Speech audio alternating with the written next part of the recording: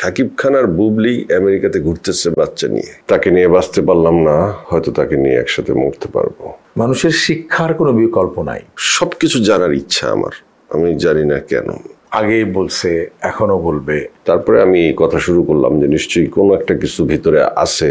চাইলে হলিউডে যে অভিনয় করতে হবে, সে চাইলে অন্যান্য যে জায়গায় যে করতে পারবে। সব নায়ক নায়িকা দেখি ওনার বাসায় যায়, সবাই হাজিরা দেয়। এই চ্যানেলটাকে পপুলার করার জন্য আমাদেরকে আটকে পারে।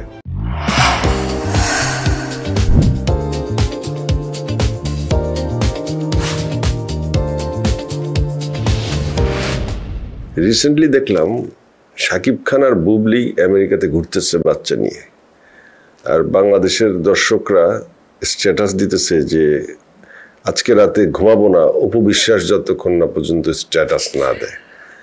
এই যে একজন তারকা, তার পার্সোনাল লাইফ পার্সোনাল থাকছে না,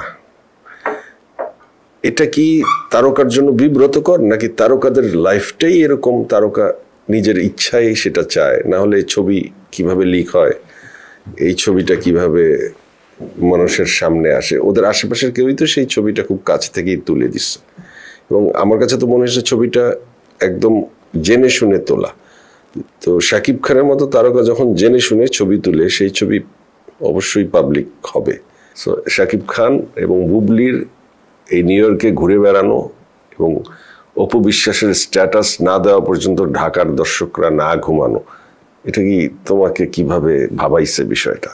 না, আমাকে তিল পরিমাণও ভাবায় না এই বিষয়টা নিয়ে। তার কারণ আমি ইয়ে করি না, কি বলে, এই মানুষের কোনো জারি হোক আর পার্সোনাল বিষয়ে যেতে চাই না। এই জায়গার চেয়ে আমাদের দুঃখজনক জায়গা হচ্ছে অন্য কেউ তৈরি হচ্ছে না, সেই জায়গাটা আলোচনা করতে আমি আগ্রহী বেশি। কিন্তু অন্য কেউ তৈরি হচ্ছে না, আমি তো মনে করি যে সহজ খুব আমার কাছে এটা, মানে অন্য কেউ তৈরি হচ্ছে না কেন, এটা নিয়ে অনেক টকশো হইতে পারে, বাট অন্য কেউ কেন কিভাবে তৈরি হবে তুমি আমাকে বলো না।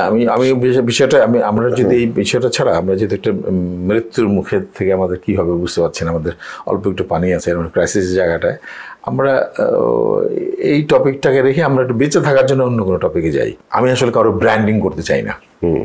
সো আসলে এই বিষয়টা নিয়ে আমি আলোচনা করতে চাই। আমি বুঝছি তুমি এটা নিয়ে আলোচনা করতে চাও না, কিন্তু তুমি এটাও বললা যে অভিনেতা তৈরি হওয়াটা নিয়ে তোমার কনসার্ন, তুমি এটা নিয়ে তোমার কনসার্ন। কিন্তু আমি ওই জায়গাটাতে আমি খালি, যেমন আমি যখন তোমাকে বলি, তুমি ধরো যে তুমি একদম আর একটা ওই রকম মিষ্টি নায়িকা শাবনূরের সঙ্গে তুমি অভিনয় করেছো, তুমি প্রায় আরও 3-4 জন প্রধান যারা অভিনয় করেন, মৌসুমী বা পূর্ণিমা বোধে, না সবার সাথে তুমি অভিনয় করেছো এবং ফিল্মে। এটা ফিল্ম তো চারটিখানের বিষয় নয়।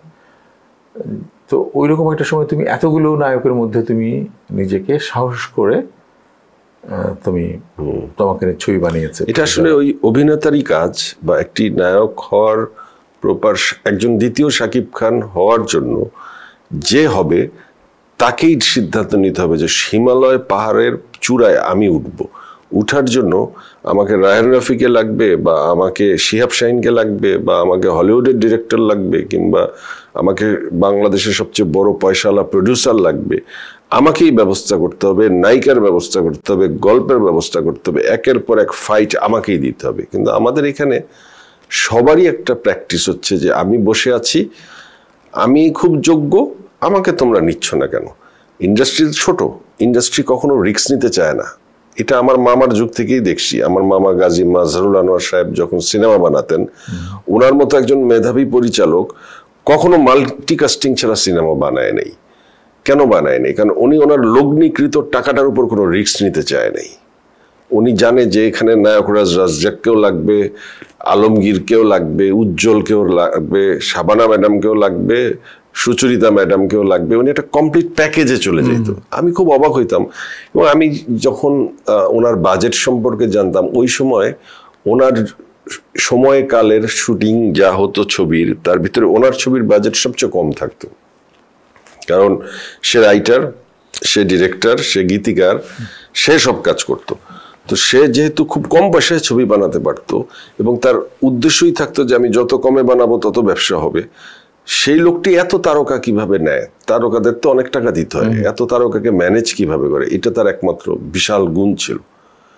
এবং আমি দেখতাম তার কোনো ছবি ব্যবসা খারাপ করতো না, সব সুপার ডুপার হিট। তো ওনার মতো লোক তো তারকা আবিষ্কার করে নাই, তারকা আবিষ্কার কিন্তু করছে 2-4 জন, এহতেশাম বা আমজাদ হোসেন, যারা করছে, রিস্ক নিচ্ছে, ওই সময় হইছে।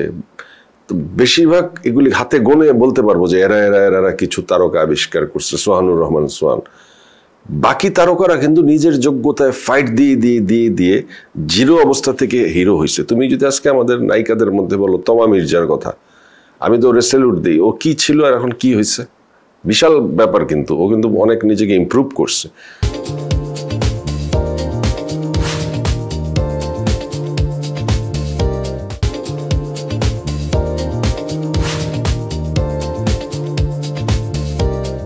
এরকম ইমপ্রুভ করা নায়কের, শাকিব খান ইমপ্রুভ করেই শাকিব খান হয়েছে। আমাদের বেশিরভাগই আমরা ইমপ্রুভ করতে চাই না। এই ইমপ্রুভ আমাদের ভিতরে এই গ্রুমিংটা, এই স্পিরিটটা জাগ্রত করার জন্য মেন্টরও লাগতে পারে। কিন্তু কোনো ফাইন্যান্সার বসে নাই যে আসো আমি এই জয়কে আমি শাকিব খান বানাবো, এই জন্য আমি 10 কোটি টাকা নিয়ে নামলাম, আমি 20 কোটি টাকা নিয়ে নাম, লাভ হবে না, ও টাকাটাই মাইট যাবে।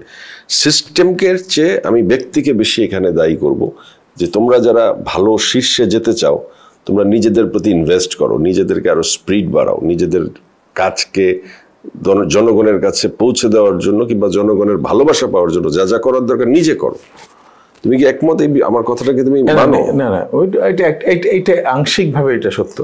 কিন্তু যদি আমরা দেখি গত ঈদের যে ছবিগুলো দেখি বা গত 1 বছরের ছবিগুলো দেখি, যে আমাদের ডিরেক্টররা অনেক বড় ফ্যাক্টর, আর এই মাধ্যমটা ডিরেক্টরের মাধ্যম, তারপরে প্রডিউসার আছেন, এর পাশাপাশি হচ্ছে গিয়ে যারা অভিনয় করেন তাদের বিষয়। নাহলে ওই কম বাজারের কথা, গাজী ভাইয়ের কথা বলে, খুব কম বাজারের জায়গায় যদি দেখি আমরা ঈদে আমাদের উৎসব যে ছবিটি করা হয়েছে, অসাধারণ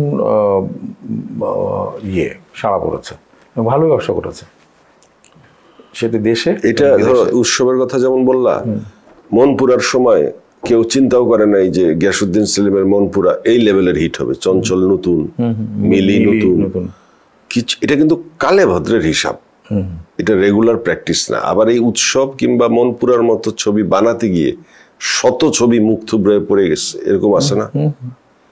কিন্তু কমার্শিয়াল একটা ফর্মুলার ছবি কিন্তু ফ্লপ করলেও সেটার একটা রেঞ্জ থাকে। যেমন শাকিব খানের এই রায়হান রাফি যেই তাণ্ডব বানাইলো, তার আগে মেহেদী হাসান হৃদয় বানাইলো বরবাদ, এর আগে রায়হান রাফি বানাইলো তুফান। তো আমরা তুফান দেখার পরে কিন্তু সুপার মুগ্ধ হয়ে গেলাম যে শাকিব খানকে এমন ভাবে রায়হান রাফি প্রেজেন্ট করলো। আমরা মানে ভাবলাম যে এই তুফানের পরের ছবিটা কি হবে, এটা তো একটা ইতিহাস হয়ে যাবে। মেহেদী হাসান হৃদয় বরবাদ যখন বানাইলো, আমি হলে এই ছবি দেখে আমি নিজে তাজ্জব হয়ে গেলাম। আমি সিনেমা এত বুঝি, দর্শক হিসেবে এত পাকা, আমার মানে মনে হলো যে এটা একটা মানে এমন ছবি বানায় ফেললো, এইটা অন্যদের জন্য ছবি বানানো কঠিন করে ফেললো। রায়হান রাফির যেটা হইলো পরে, রায়হান রাফির তাণ্ডব, রায়হান রাফিকে অনেক বেশি এফোর্ট দিতে হয়েছে। এবং আমার কাছে কিন্তু বরবাদের মতো ভালো লাগে না এই তাণ্ডব, যদিও সবকিছুই চেষ্টা করছে, ভালো ছবি, বরবাদ কিন্তু ফ্যান্টাস্টিক। যে কারণে রাফির জন্য নেক্সট শাকিব খানকে নিয়ে নেক্সট ছবিটা আরো চ্যালেঞ্জিং আমার যেটা মনে হয়। ডিরেক্টর, এটা নিয়ে তুমি লিখছিলে, ডিরেক্টর ফ্যাক্টর, বাট আমার কথা হচ্ছে ডিরেক্টর তো সেফ গেম খেলতে চায়, কারণ ডিরেক্টর তো নিজের পয়সায় ছবি করে না। ম্যাক্সিমাম ডিরেক্টরের প্রডিউসার থাকে, প্রডিউসার সেফ গেম খেলতে চায়। গেম হয়ে গেছে 3টা। একটা হচ্ছে ঈদে আসবে ছবি শাকিব খানের, ফার্স্ট প্রায়োরিটি। একটা হচ্ছে এখন নিশো প্রায়োরিটি। নিশো একটা সুরঙ্গ দিয়ে, এবং তার আগে নিশোর যে ইমেজটা নাটকের তৈরি হয়েছে গুড অ্যাক্টর হিসেবে, সুরঙ্গতে সে মহা সাকসেসফুল। সে সাকসেসফুল না ডিরেক্টর সাকসেসফুল না, না সবাই সাকসেসফুল, বিকজ এই সুরঙ্গটা তো ধরো একটা আমাকে নিয়ে করে নাই, সবার একটা লাগে। সবাই রায়হান রাফির ওই গল্প না হইলে, ওই মেকিং না হলে সুরঙ্গ কি সুরঙ্গ হইতো? সুরঙ্গতে নিশো যদি এই ক্যারেক্টার না পেত, বলছি যে ডিরেক্টর লাগে, সব পাইছে নিশো। আবার সেই ডিরেক্টর বানিয়েছে না। এখন তোমাকে আবার এটা বলি, ওই সুরঙ্গটা কার জন্য রায়হান রাফি বানাইছে? নিশোর জন্যই তো, নাকি নিলয় আলমগীরের জন্য? না অবশ্যই, কারণ নিলয়ের থেকেও আরো 1 ধাপ 2 ধাপ 5 ধাপ আগানো নিশো ডিজার্ভ করে, যে কারণে নিশোকে ওই ক্যারেক্টারটা দেওয়া হয়েছে। নিশো সেটার ব্যবহার করছে। এক সুরঙ্গ নিশোকে একটা গ্রহণযোগ্যতার জায়গায় নিয়ে গেছে। শিহাব শাহীন তার দাগি নিয়ে আসলো। তো দাগি দেখে আমার কাছে মনে হয়েছে, আমি প্রথমে দাগি তো খুব ভয়াবহ ছবির সাথে মুক্তি পাইছে, তোমার বরবাতের মতো ছবির সাথে দাগি মুক্তি পাওয়া মানে কিন্তু ভীষণ রকম চ্যালেঞ্জ। দাগি দেখে আমার যতটুকু যাই লাগছে, আমি পরবর্তীতে না এই আমেরিকা আসার আগেও ফিল্ম নিয়ে যখন ভাবি তখন দাগির কথা আমার প্রায় মনে হয় যে দাগির এই সিকোয়েন্সটা, দাগির ওই সিকোয়েন্সটা। আমি দেখলাম দীর্ঘমেয়াদী একটা এফেক্ট দাগির আমাদের মস্তিষ্কে আসে। শিহাব শাহীন যে গল্পটি বাছাই করছে, গল্পটি অনেক স্ট্রং। নিশো যে অ্যাক্টিংটা করছে, অ্যাক্টিংটা হৃদয়ে গেঁথে দিচ্ছে প্রত্যেকে। অপু, রাশেদ মামুন, অপু, তমা মির্জা, প্রত্যেকে আমি বলবো। তো হচ্ছে কি যে একটি ভালো ছবির, গল্পের ছবির জন্য নিশো এখন একটা সিগনেচার ক্রিয়েট অলরেডি করে ফেলছে।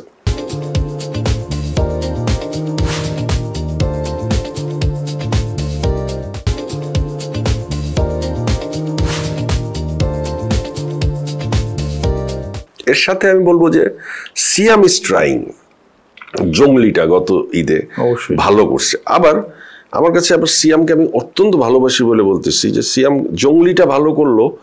রায়হান রফির বরবাদে, রায়হান রফির তাণ্ডবে এসে সিয়াম একটা ক্যামিও রোল করলো। বাংলাদেশের আপামর আমজনতা যারা সিনেমা হলে গিয়ে সিনেমা দেখে তারা এত ক্যামিও বোঝে না।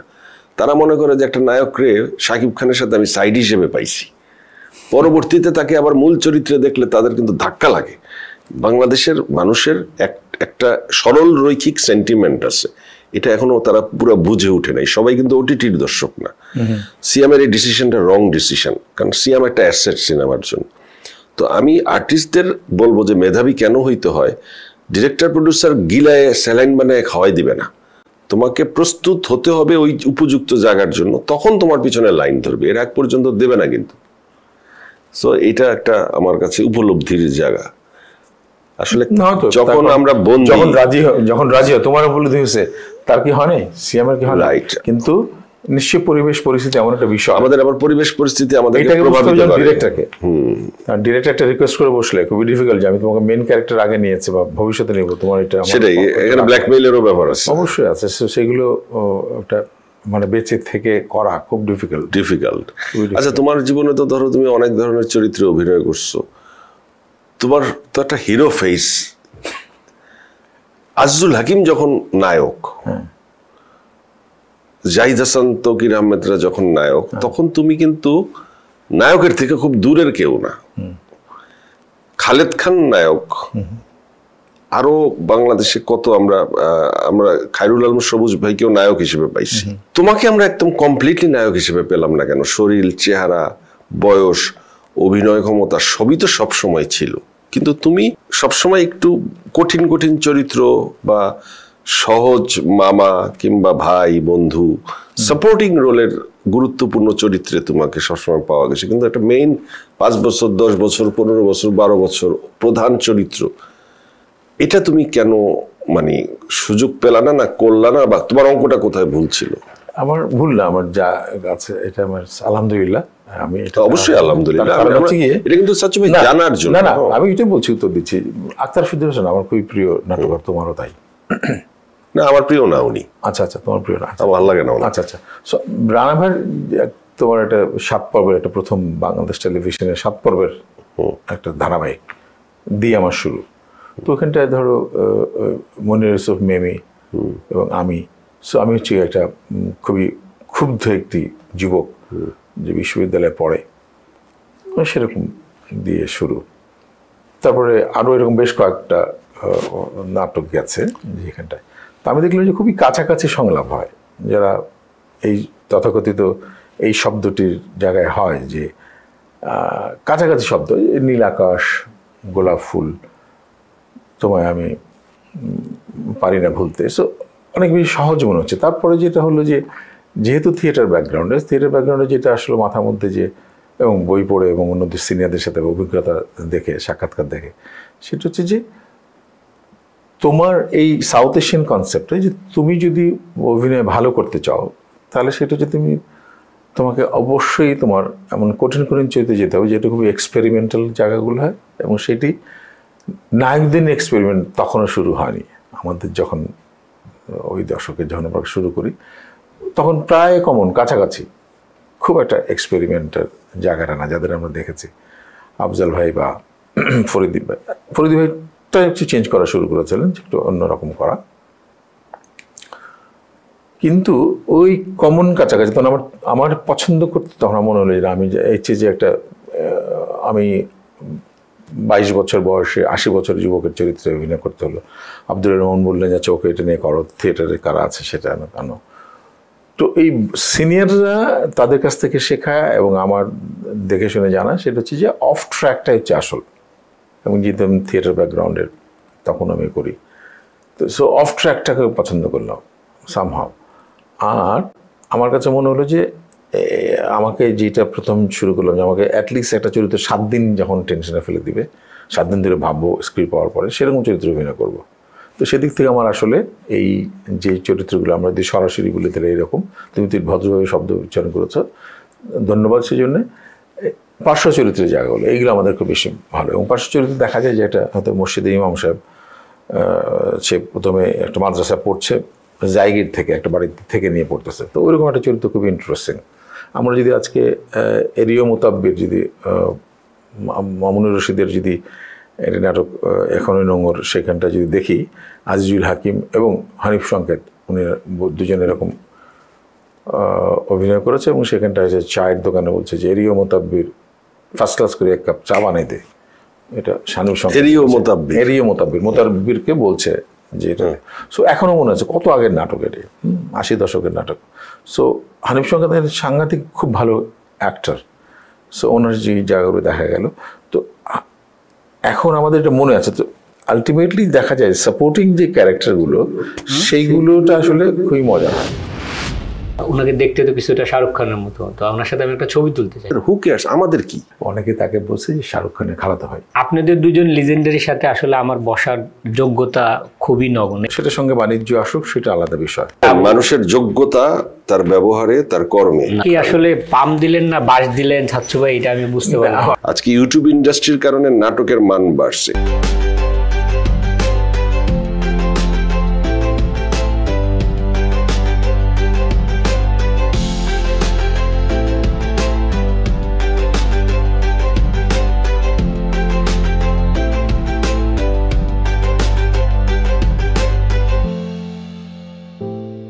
ATV USA, বিশ্বজুড়ে বাঙালিয়ানা।